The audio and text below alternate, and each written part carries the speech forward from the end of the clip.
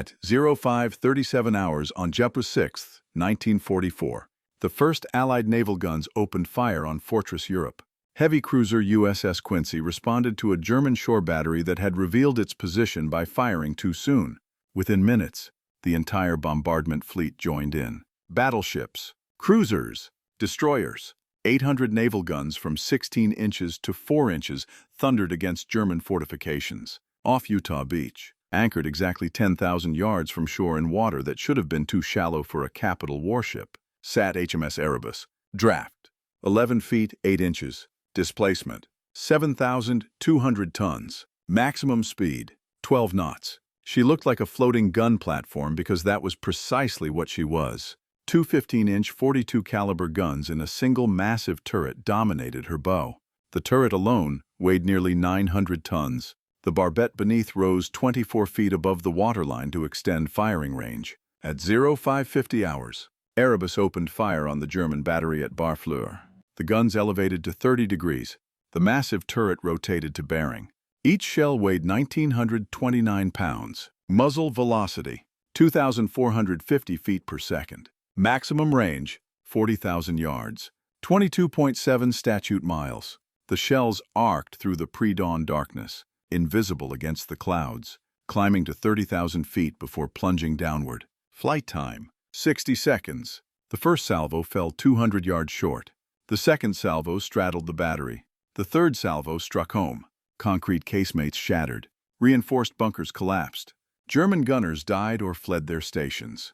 For the next 2 hours, Erebus methodically demolished every identified strong point at Barfleur. 130 shells, 30 direct hits. A battery designed to sink battleships at 20,000 yards had been neutralized by a ship older than many of the men firing her guns. HMS Erebus had been launched on June 19, 1916. She was 28 years old on D-Day. She was also exactly what the invasion needed. This is the story of a warship type designed for a single purpose: shore bombardment, close inshore, in shallow water where battleships could not go, at ranges where coastal guns could strike back. The Monitor was not designed to win fleet actions or project power across oceans. It was designed to sit in 12 feet of water and level fortifications. HMS Erebus spent 28 years perfecting this mission. The Monitor as a warship type originated in the American Civil War. On March 9, 1862, USS Monitor engaged CSS Virginia, formerly USS Merrimack, in Hampton Roads. The action lasted 4 hours. Neither vessel sank the other, but the engagement demonstrated revolutionary concepts. Low freeboard made the ship difficult to hit. A rotating turret allowed guns to be aimed without maneuvering the entire vessel. Heavy armor concentrated around vital areas provided protection without requiring armor over the entire hull. Shallow draft allowed operation in harbors and rivers where deep draft warships could not venture. The British Royal Navy observed these principles and remembered them. When World War I began in August 1914, Britain faced a tactical problem. The German occupation of Belgium gave Germany control of the ports of Ostend and Zeebrugge. These ports became bases for U-boats and destroyers operating in the English Channel. British battleships could bombard these positions, but their deep drafts, 25 to 30 feet, kept them distant from shore. At extreme ranges, accuracy suffered. Coastal batteries could engage on equal terms. What the Admiralty needed was a vessel that could approach close to shore, mount guns heavy enough to penetrate concrete fortifications, and survive return fire. Draft had to be minimal. Speed was irrelevant. The ship would not fight fleet actions. It would anchor and bombard. Range and hitting power mattered. Everything else was secondary. In October 1914, the Director of Naval Construction, Sir Eustace Tennyson d'Eyncourt, proposed a solution: take large naval guns intended for battleships under construction, mount them on shallow draft hulls designed for stability rather than speed, add enough armor to protect the vitals, deploy them where battleships could not go. The proposal was approved. Construction began immediately. The first British monitors of World War I were improvised vessels. The Lord Clive class mounted a single 15-inch gun or even an 18-inch gun, the largest naval gun ever fired in combat. But they were essentially floating batteries, slow, ungainly, effective only in calm water. Subsequent designs improved seaworthiness while retaining the fundamental concept. The Erebus class represented the culmination of World War I monitor design. Orders were placed with Harland and Wolff in Govan, Scotland on September 29, 1915. Two ships, Erebus and Terror, named after the vessels lost in the Franklin expedition to the Arctic in 1848. Both earlier ships had been bomb vessels, specialized warships designed for shore bombardment. The names were appropriate. Design specifications dated October 1915 called for the following characteristics. Length overall, 405 feet, 123.4 meters. Waterline length, 380 feet, 115.8 meters. Beam, 88 feet, 2 inches, 26.9 meters. Draft, 11 feet, 8 inches, 3.6 meters. Standard displacement, 7,200 long tons, 7,312 metric tons. Full load displacement, 8,450 long tons, 8,585 metric tons. The unusual proportions were deliberate. Beam-to-length ratio was approximately 1 to 4.6 compared to 1 to 8 or 1 to 9 for fleet battleships. The wide beam provided exceptional stability as a gun platform. The shallow draft allowed operation in coastal waters. Length was minimized to reduce material requirements and construction time. Propulsion consisted of 4 Babcock and Wilcox oil-fired water tube boilers generating steam at 250 pounds per square inch. 2 vertical triple-expansion reciprocating steam engines, 1 per shaft. Total indicated horsepower, 6,000. Maximum speed, 12 knots. Range at 12 knots, 2,480 nautical miles. This was pathetically slow by warship standards. Contemporary battleships made 21 to 25 knots. Destroyers made 35 knots. But monitors did not need speed. They needed endurance to remain on station and reliability to maintain fire missions for hours or days. Reciprocating engines, though less efficient than turbines, were simpler to maintain and repair at forward bases. The main armament consisted of 2 BL 15-inch Mark I naval guns. Caliber, 381 millimeters. Barrel length, 52 calibers. 65 feet 9 inches.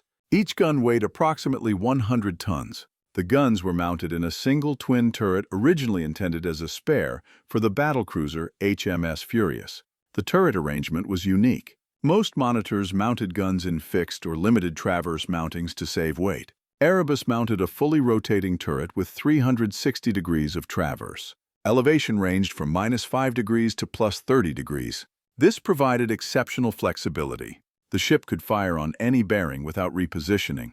Elevation to 30 degrees extended maximum range to 40,000 yards under ideal conditions. The turret itself weighed 880 tons. It was mounted on a barbette that extended 24 feet above the waterline. The tall barbette served 2 purposes. First, it raised the guns higher above the waterline, extending the horizon and increasing effective range. Second, it provided storage for shells and propellant charges in the barbette structure itself, reducing magazine requirements below the waterline. Each gun could fire 2 to 3 rounds per minute. The loading system used separate propellant charges and shells. The shells were available in 2 types: armor-piercing, 1,929 pounds; high-explosive, 1,912 pounds. The armor-piercing shell could penetrate 13 inches of armor at 20,000 yards. The high-explosive shell contained approximately 80 pounds of TNT and was designed for demolition of fortifications. Secondary armament consisted of 2 12-pounder guns for defense against small craft.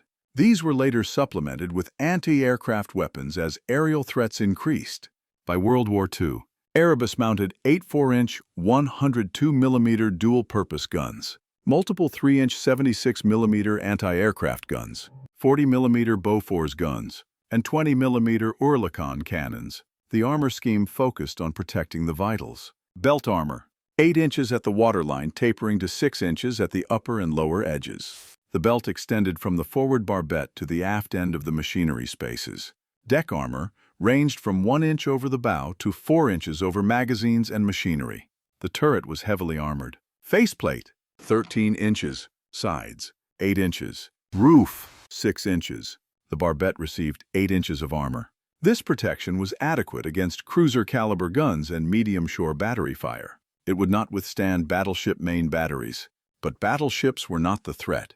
Coastal batteries typically mounted 5-inch to 8-inch guns. Against such weapons, Erebus could survive multiple hits while continuing her fire mission. The most innovative feature was the anti-torpedo bulge system. Each side of the hull featured a 13-foot wide external bulge. The outer 9 feet contained air-filled compartments. The inner 4 feet contained steel tubes. When a torpedo struck the outer compartment, the explosive force would vent outward through the thin outer skin. The airspace would absorb shock. The inner compartment would crumple to absorb remaining energy. The main hull behind the bulge would ideally remain intact. This system would be tested in combat. On October 28, 1917, while operating off Dunkirk, Erebus was struck by a German Fernlenkboot, a radio-controlled explosive motorboat. The weapon detonated against the bulge. 50 feet of bulge was destroyed. But the main hull remained watertight. Erebus withdrew under her own power and was repaired within weeks. The bulge system had worked exactly as designed. Erebus was laid down on October 12, 1915 at Harland and Wolff in Govan. She was launched on June 19, 1916. Sea trials began September 1st. During trials, she achieved 14.1 knots maximum speed with a clean hull. Her sister Terror managed only 13.1 knots. Under service conditions, both ships typically achieved 12 to 13 knots a maximum. HMS Erebus was commissioned on September 2, 1916. Within weeks, she deployed to the Dover Patrol, the Royal Navy force responsible for controlling the English Channel. Her primary mission was bombarding German positions along the occupied Belgian coast. Between September 1916 and November 1918, Erebus conducted dozens of bombardments against Ostend and Zeebrugge. The missions followed a standard pattern. Erebus would approach to within 12,000 to 18,000 yards of the target, often under cover of darkness or poor weather. She would anchor and prepare for firing. Spotting aircraft or shore-based observers would provide targeting information. Erebus would open fire. The 15-inch guns would fire deliberately, perhaps 1 round per gun every 2 minutes. To maintain accuracy and conserve ammunition, she would fire until either the target was destroyed, ammunition was expended, or German return fire became too accurate. German batteries frequently engaged her. On multiple occasions, she was straddled by enemy shells. Splinters struck her superstructure. Minor damage occurred, but the armor and bulges protected the vitals. She never suffered serious damage from German gunfire during World War I, except the Fernlenkboot attack. The effectiveness of her fire is difficult to quantify. Shore bombardment rarely destroys targets completely, but Erebus disrupted German operations, damaged installations, forced the enemy to divert resources to coastal defense, and provided tangible support to Allied operations. The Monitor's mere presence complicated German planning. After the armistice in November 1918, Erebus participated in the Allied intervention in Russia. She deployed to the Baltic Sea in November 1919 to support anti-Bolshevik forces. She bombarded positions near Kronstadt. The missions were politically controversial and militarily ineffective. The White Russian forces collapsed. Erebus returned to Britain. In 1921, Erebus participated in gunnery trials off the English coast. The target was HMS Baden, a German battleship surrendered after World War I. The trials tested the penetration and accuracy of British naval guns. Erebus fired multiple 15-inch shells at various ranges against Baden's armor. The trials provided valuable data on shell performance and fire control systems that influenced subsequent British battleship design. Between 1921 and 1939, Erebus served as a gunnery training ship. She was based at the Nore, the Royal Navy anchorage at the mouth of the Thames. Trainee gunners learned their trade on her 15-inch guns. The ship was placed in reserve several times as budgets tightened. By the mid-1930s, both Erebus and Terror seemed destined for the scrapyard. They were obsolete relics of World War I, slow, lightly armed by capital ship standards, specialized for a mission that might never recur. Then came September 1939. On September 3, 1939, Britain declared war on Germany. Within weeks, the Admiralty realized that monitors would be needed again. Amphibious operations would require naval gunfire support. Shore bombardment missions against fortified positions would be necessary. Modern battleships were too valuable to risk in shallow coastal waters. Erebus and Terror, already built and available, could perform missions that would be wasteful of more capable units. In August 1939, Erebus entered refit at Portsmouth. The work focused on modernizing anti-aircraft armament and fire control systems. The 12-pounder guns were removed. 8 4-inch dual-purpose guns in 4 twin mountings were installed. Multiple light anti-aircraft weapons were added. Radar fire control equipment was fitted. The ancient reciprocating engines were overhauled. The boilers were retubed. By April 1940, Erebus was operational again. She deployed to the Mediterranean. Her mission was to provide fire support for British forces, defending key positions against Italian and later German attacks. She would spend the next 3 years demonstrating what a purpose-built shore bombardment vessel could accomplish. In June 1941, Erebus participated in operations supporting the defense of Tobruk. The besieged Australian garrison required supplies and fire support.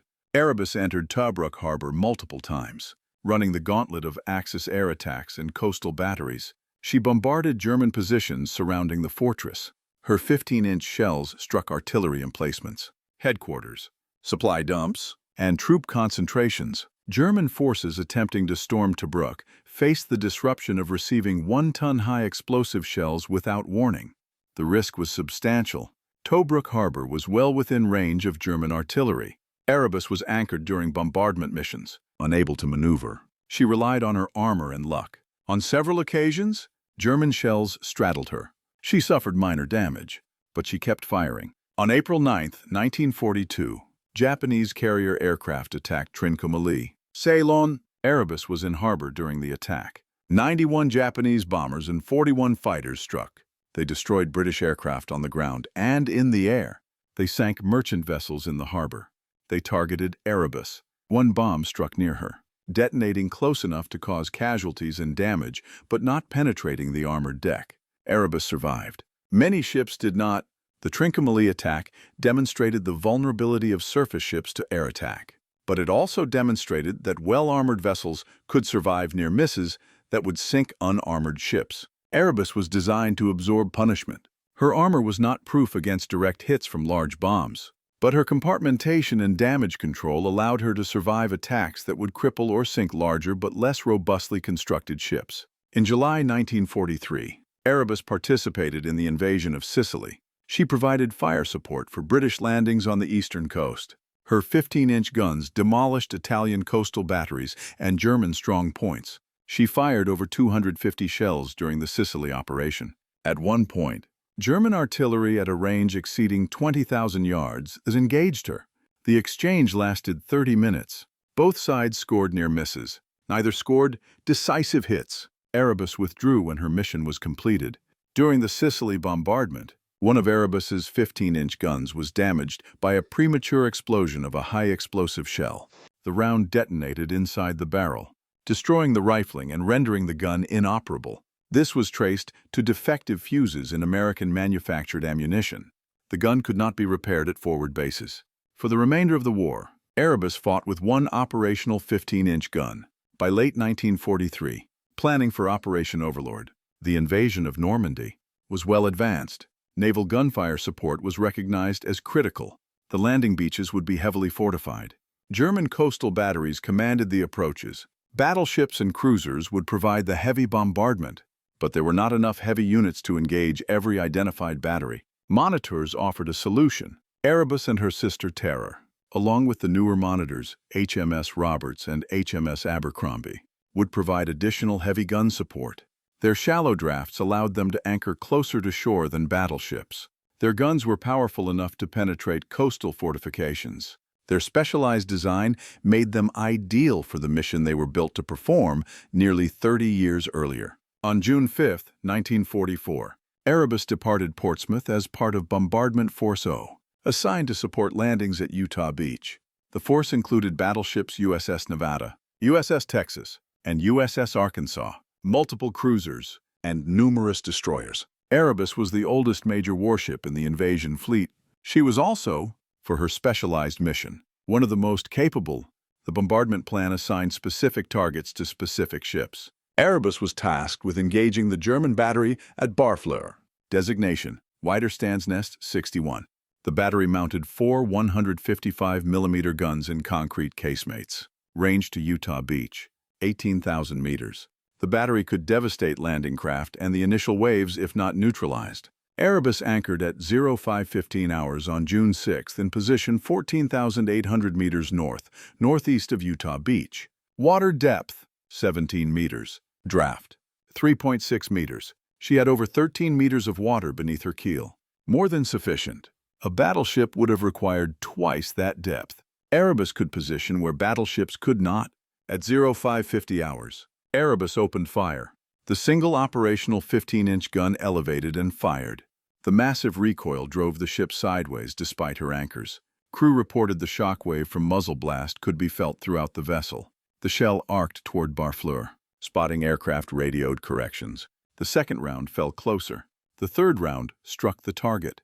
For the next 2 hours, Erebus fired methodically. Fire control calculated range and bearing. The gun crew loaded shells and propellant. The gun fired. Observers corrected. The process repeated, 1 round every 90 seconds. 80 rounds fired before 0800 hours. The Barfleur battery ceased firing. Post-battle reconnaissance revealed extensive damage. 2 casemates were destroyed. 1 gun was dismounted. The ammunition bunker had been penetrated. German casualties were severe, but firing 1 gun repeatedly created problems. The barrel heated unevenly. Accuracy decreased. The crew noticed the barrel drooping slightly from thermal stress.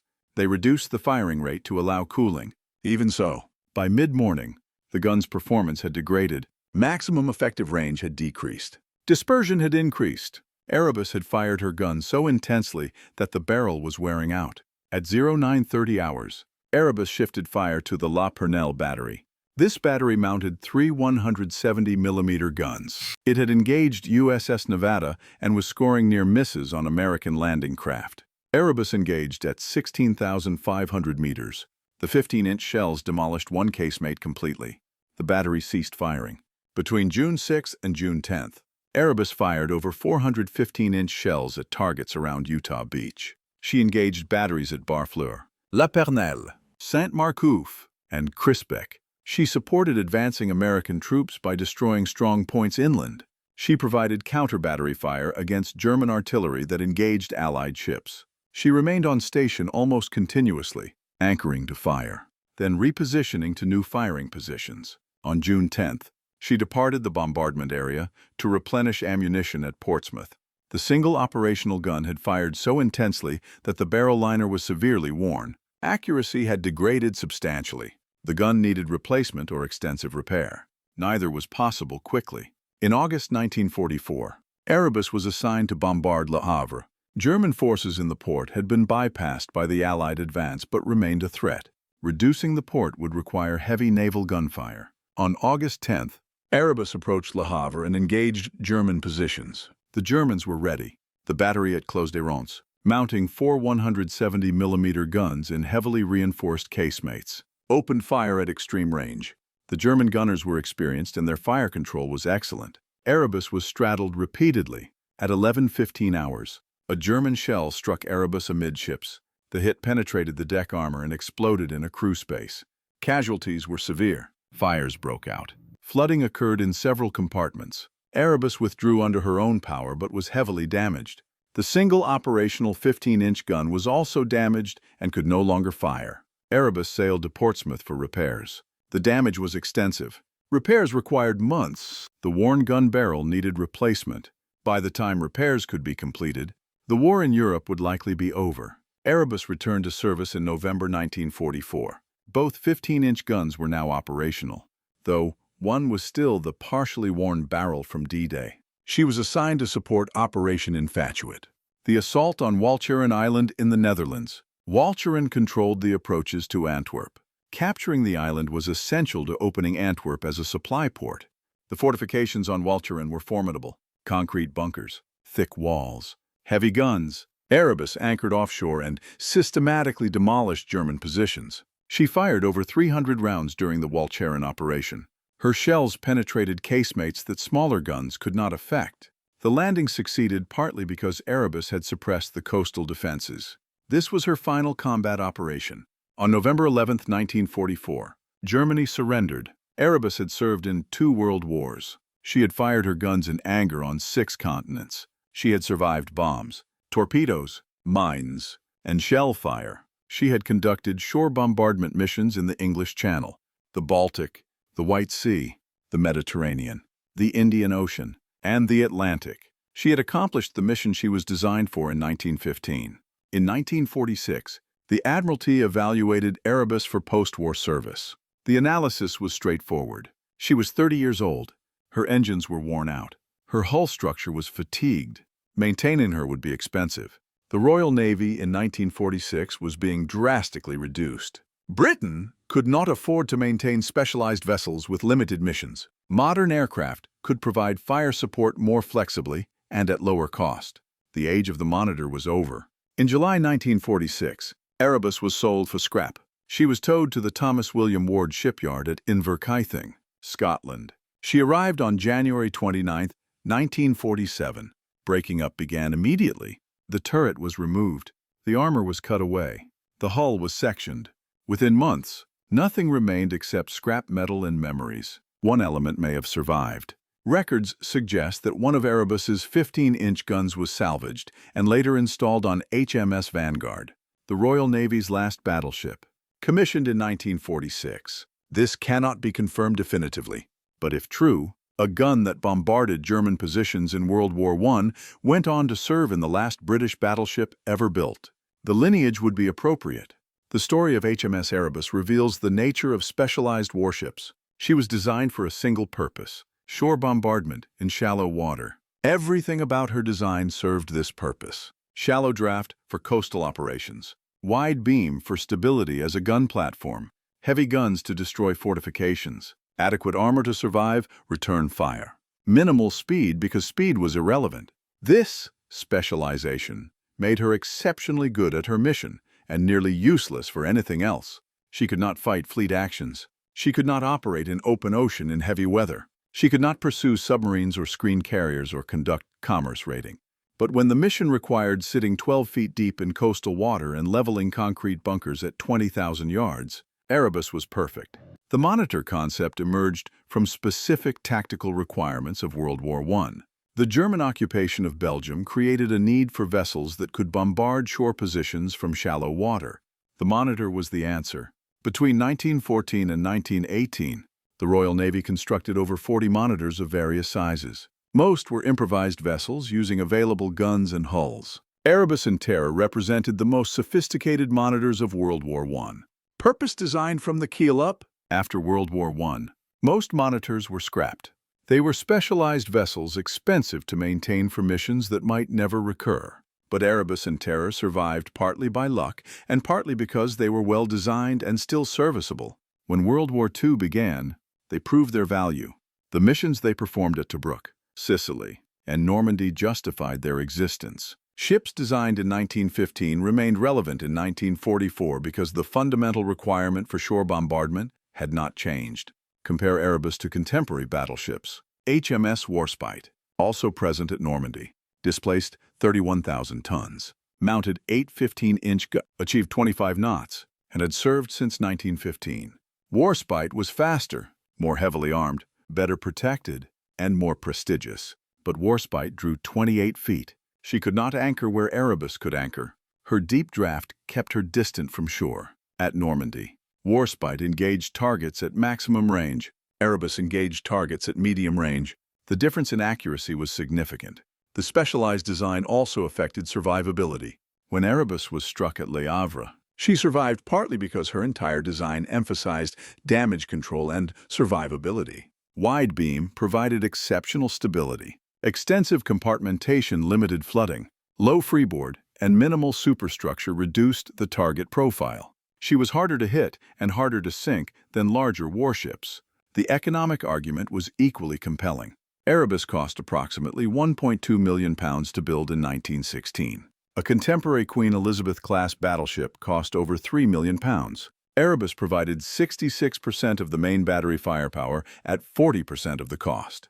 For missions where speed and fleet combat capability were irrelevant, the Monitor was vastly more cost-effective. But specialization imposed limitations. Erebus was nearly useless in any role except shore bombardment. She could not screen convoys. She could not hunt submarines. She could not provide anti-aircraft defense to task forces. She could not contest fleet actions.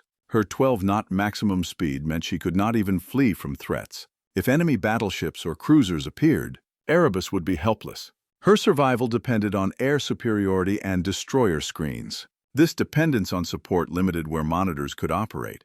In the Mediterranean between 1941 and 1943, Allied air superiority was contested. Erebus operated under threat of air attack. At Trincomalee, she survived only because the Japanese bomb struck near rather than on her. Had the Japanese located her at sea, away from air defense, she would have been sunk easily. Monitors required benign operational environments. The post-war decline of the Monitor reflected changing technology. Naval gunfire support remained important, but aircraft could deliver fire support more flexibly. Helicopters could insert spotters. Rockets and missiles offered alternatives to gun bombardment. Maintaining specialized shore bombardment vessels became difficult to justify when air power could provide similar capabilities. By the 1950s, no Navy-operated purpose-built monitors. River monitors persisted longer. These smaller vessels, displacing hundreds rather than thousands of tons, patrolled rivers in colonial territories and later in Vietnam. The United States Navy operated converted landing craft as river monitors during the Vietnam War. These vessels mounted artillery, mortars, and machine guns.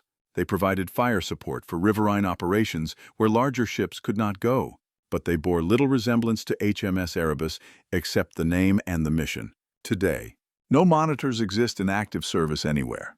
The Brazilian Navy operates the river monitor Parnaíba, commissioned in 1937. She is a museum ship maintained in commission. She is also the last monitor anywhere. When Parnaíba is finally decommissioned, the monitor type will be extinct.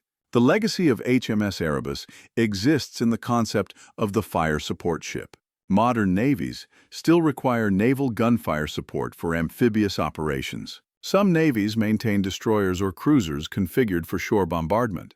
The United States Navy briefly considered building arsenal ships, essentially modern monitors with vertical launch systems for hundreds of missiles. The concept was rejected as too specialized. But the fundamental requirement that produced the monitor remains: ground forces need fire support from the sea. Ships must provide it.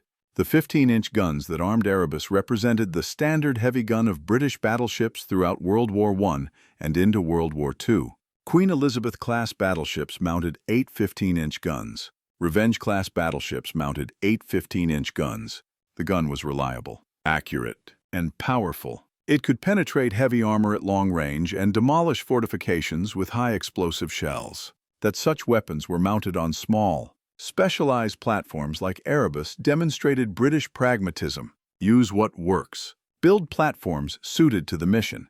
Do not waste resources on capabilities that are not needed. This pragmatism extended to the monitor's design philosophy. No attempt was made to make Erebus look impressive. Her appearance was purely functional. The massive turret dominated the bow.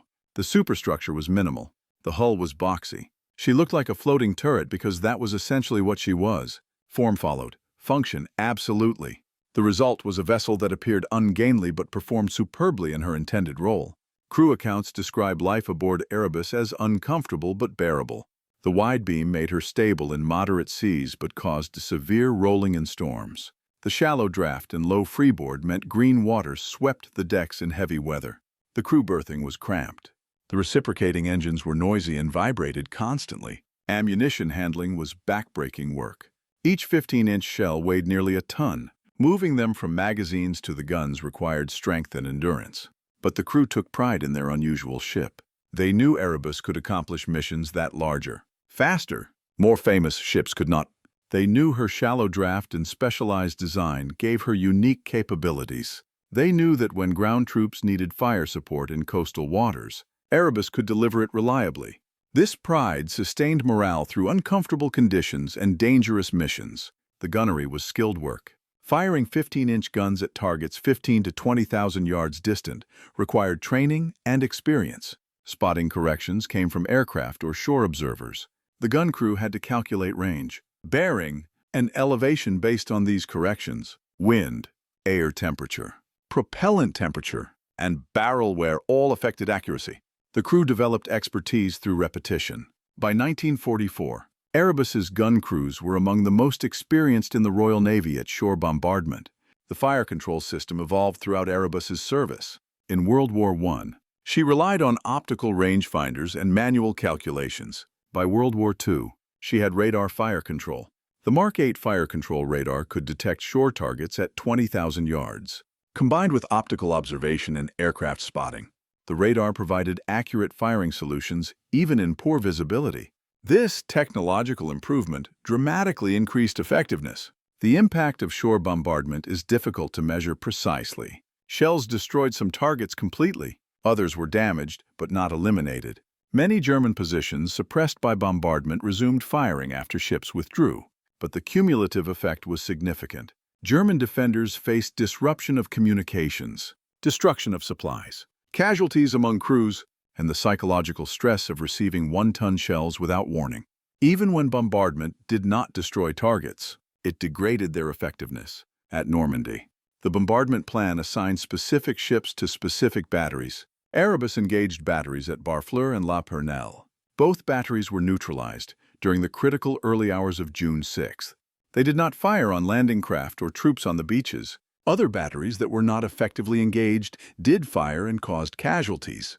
The difference between suppressed and unsuppressed batteries was measured in lives. Erebus saved lives by destroying guns that would have killed men crossing the beaches. This was the ultimate justification for monitors. They existed to reduce fortifications that threatened amphibious landings. At Normandy, every battery that was neutralized, every strong point that was demolished, every German gun that did not fire meant Allied soldiers survived who would otherwise have died. Erebus and the other bombardment ships enabled the landings by suppressing German defensive fire during the critical first hours. The cost was modest.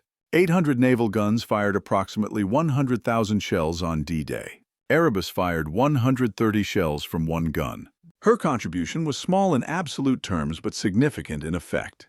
The batteries she engaged at Barfleur and La Pernelle did not interfere with Utah beach landings. The mission succeeded. By the standard of specialized warships, success is measured not by how much they do but by whether they accomplish what they were designed to do. Erebus accomplished this. After the war, historians and analysts examined the effectiveness of D-Day naval bombardment. Opinions varied. Some argued bombardment was decisive. Others argued it was less effective than hoped. The truth lies between. Some batteries were destroyed. Some were damaged. Some were suppressed. Some fought through the bombardment and engaged Allied forces. Effectiveness varied by target, by ammunition type, by duration of fire, by accuracy of spotting. But few disputed that heavy guns firing from close range were more effective than lighter guns firing from greater range. Erebus, anchored 14,800 meters from shore with a 15-inch gun, could engage targets that destroyers firing 5-inch guns from 20,000 meters could not effectively suppress. The specialized monitor provided capability that general-purpose warships could not match in her particular mission. The decision to retain Erebus and Terror after World War I proved correct. The cost of maintaining them in reserve through the interwar years was minimal compared to the cost of rebuilding equivalent capability in 1939. When war came, they were available. They provided immediate capacity. They performed missions that would have required building new vessels or diverting battleships from fleet duties. The return on investment was substantial. This argues for maintaining some specialized capability, even when peacetime needs appear minimal. The missions that require monitors are rare. But when those missions occur, monitors are uniquely effective. The alternative is using more expensive, more capable platforms wastefully or not having the capability at all. Britain's decision to keep Erebus and Terror in reserve proved far-sighted. The end of the monitor type reflects the end of an era in naval warfare. Gun-armed warships dominated naval combat from the 16th century through World War II. The battleship was the ultimate expression of this paradigm. Heavy guns, thick armor, the ability to engage and destroy any opponent through firepower. The monitor was a specialized variant of this concept, optimized for shore bombardment rather than fleet combat, but still fundamentally a gun-armed platform. After World War II, missiles and aircraft replaced guns as the primary means of projecting naval power ashore. Missiles could strike targets hundreds of miles inland. Aircraft could deliver precision strikes. Naval guns, even 15-inch guns, had maximum ranges of 20 to 30 miles. The monitor's advantage, the ability to operate in shallow water close to shore, became less relevant when weapons could strike from far greater distances. But the monitor's true legacy is not technological. It is conceptual. HMS Erebus demonstrated that specialized platforms designed for specific missions can outperform general-purpose platforms in those missions. She proved that limitations deliberately accepted in some areas can enable advantages in others. She showed that old designs can remain relevant if the fundamental mission remains unchanged. Erebus was launched in 1916 to bombard German positions on the Belgian coast. 28 years later, she bombarded German positions on the French coast. The technology had evolved. Radar replaced optical rangefinders. High-explosive shells became more powerful. But the fundamental mission, sitting in shallow water and destroying fortifications, remained identical. The ship designed for World War I remained effective in World War II because the mission had not changed. This continuity is rare in military technology. Most weapons become obsolete within years. Aircraft designs last perhaps a decade before replacement. Tank designs evolve rapidly. But Erebus served effectively for 3 decades because the specialized mission she performed didn't fundamentally change between 1916 and 1944. Shore bombardment in shallow water required the same capabilities in both wars. Erebus provided those capabilities throughout. The human element cannot be forgotten. Erebus was operated by crews who trained for years on her systems. They knew the ship intimately. They understood the quirks of the 15-inch guns. They knew how the ship handled at anchor in various conditions. They developed techniques and procedures refined through decades of service. This accumulated expertise made Erebus more effective than her specifications suggested. A new ship with more modern equipment but inexperienced crew might have performed less well. The names deserve mention. Erebus and Terror were named after the ships lost in the Franklin expedition, which had themselves been named after mythological figures. Erebus in Greek mythology represented the primordial deity of darkness. Terror needs no explanation. Both names suggested menace and destruction. For German soldiers in bunkers receiving 15-inch shells, the names proved appropriate. The Franklin expedition ships were bomb vessels, specialized sailing warships designed for shore bombardment. They mounted heavy mortars in reinforced hulls.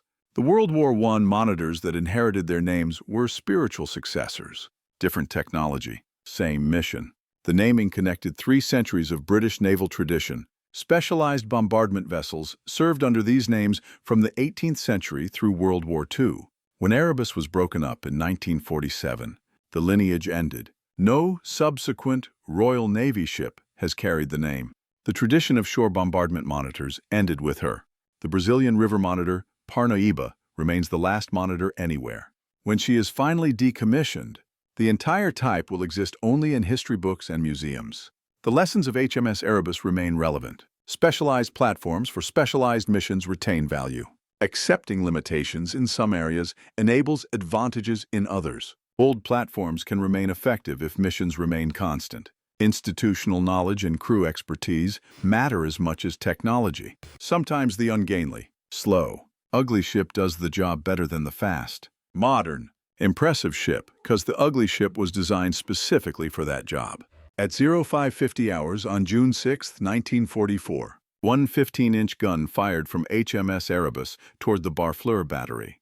The shell arced through the darkness. Flight time 60 seconds. It struck within the target area. For the next 2 hours, Erebus fired methodically. By 0800 hours, the battery was neutralized. The mission succeeded. That was what HMS Erebus was built to do. For 28 years, across 2 world wars, in 6 seas, she did it. She was slow, she was ugly, she was specialized to the point of inflexibility. She could do one thing superbly, and nothing else particularly well. And when that one thing needed doing, she was irreplaceable. 405 feet long, 88 feet wide, 11 feet 8 inches draft, 7,200 tons, 2 15-inch guns, 12 knots maximum speed. She could not fight fleet actions. She could not hunt submarines. She could not escort convoys or screen carriers or project power across oceans. But she could sit in 12 feet of water 20,000 yards from a concrete bunker and demolish it. For 3 decades, when that mission was required, HMS Erebus answered. That was enough.